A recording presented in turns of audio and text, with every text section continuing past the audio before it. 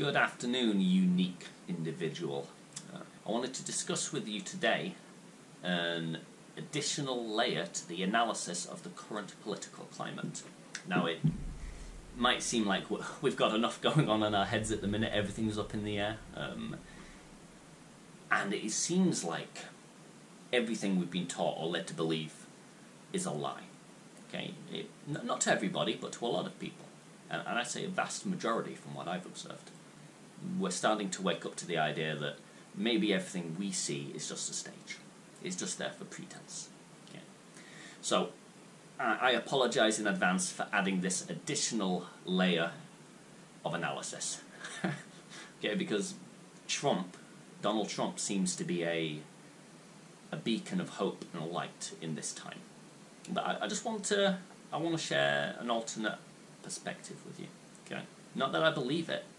I think what's happened because of Trump is a positive thing, regardless of his intentions. But I want to discuss this because it's something we might have to consider at some point. Trump's role or intention. If what he communicates is not his true intention, then he too is playing a role.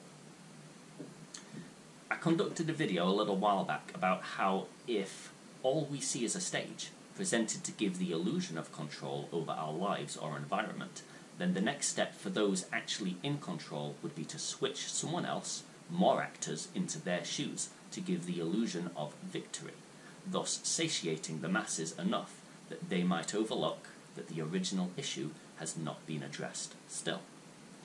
It is possible that despite Trump appearing to be on our side, that he is another actor, even one set on his own stage with personal desires of seizing control.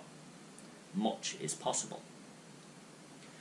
This could make his new party an olive branch designed to distract from the fact that vote verification has still not been addressed. But how do you know? How do you know whether this is or is not the case?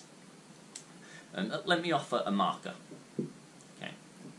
And it's not a conclusive marker. You can come up with your own marker. You can ignore this marker, but it's what I will be moving forward with.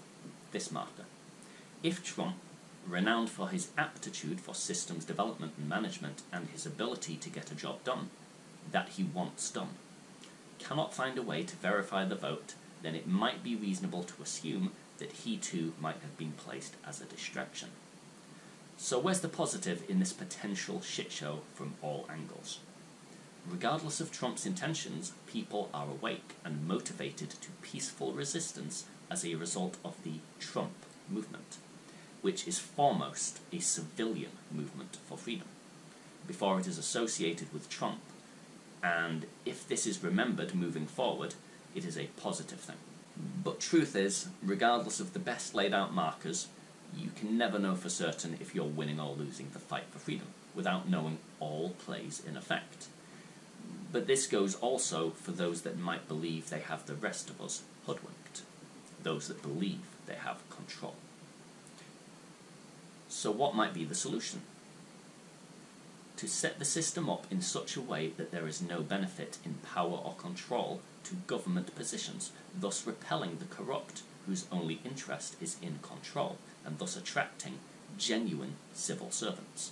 The level of resistance to positive changes such as this are perhaps our only real indications of who's winning or in control, the civil servants or those they're supposed to serve.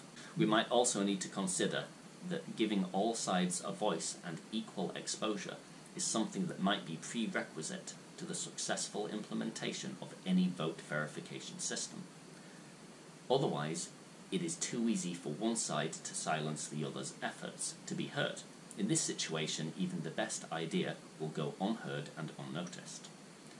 If following the successful protection of all public opinions still doesn't result in vote verification, then this too, new party and new platform alike, will have proved themselves nothing but a distraction after all. The goal is and must remain the verification of each vote, otherwise we will have forgotten what this all began for. We must not forget why we began in moving forward.